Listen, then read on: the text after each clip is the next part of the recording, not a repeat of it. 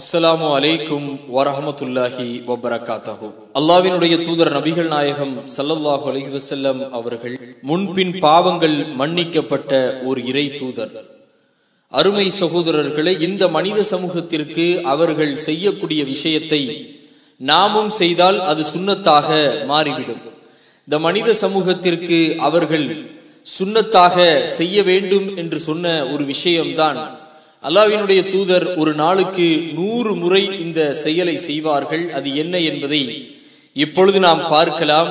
முஸ்லிம் என்கின்ற நபிமொழி தொகுப்பிலே 5234வது ஹதீஸாக அல்லாஹ்வின் தூதர் ஸல்லல்லாஹு அலைஹி வஸல்லம் அவர்கள் கூறினார்கள், மக்களே, அல்லாஹ்விடம் பாவ மன்னிப்பு கோருங்கள், ஏனெனில் நான் ஒவ்வொரு நாளும் அவனிடம் 100 முறை பாவ மன்னிப்பு கோருகிறேன் என்றார்கள்.